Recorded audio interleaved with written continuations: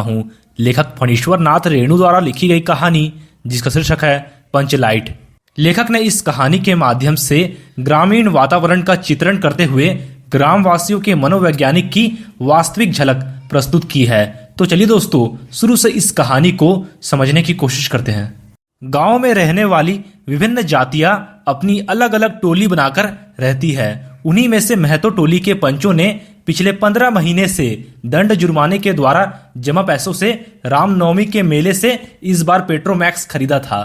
गांव वाले पेट्रोमैक्स को ही पंचलाइट या पंचलैट कहते हैं। पंचलाइट खरीदने के बाद बचे 10 रुपए से पूजा की सामग्री खरीदी गई। पंचलाइट को देखने के लिए टोले के सभी बालक, औरतें और मर्द इकट्ठे हो गए और सरदार ने अपनी पत्नी को आदेश दिया कि वह इसके पूजा पाठ का प्रबंध करे।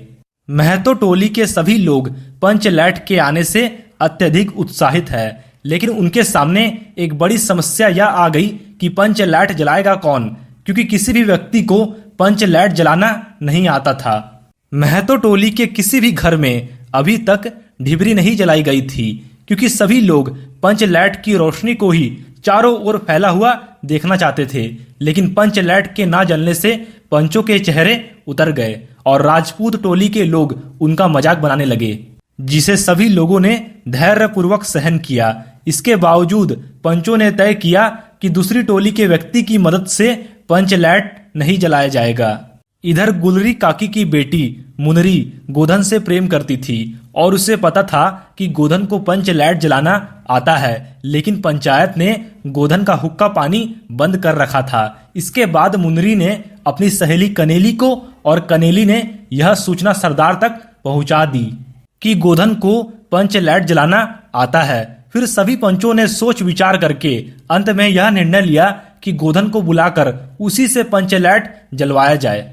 फिर सरदार द्वारा भेजे गए छड़ीदार के कहने से नहीं आने पर गोधन को मनाने गुलरी काकी गई। तब गोधन ने आकर पंचलैट में तेल भरा और जलाने के लिए स्पिरिट मांगा, लेकिन स्पिरिट के अभाव में उसने नारियल के तेल से ही पंचलैट जला दिया। पंचलैट के जलते ही टोली के सभी सदस्यों में खुशी की लहर दौड़ गई। लोगों ने एक स्वर में महावीर स्वामी की जय ध्वनि की और कीर्तन शुरू हो गया।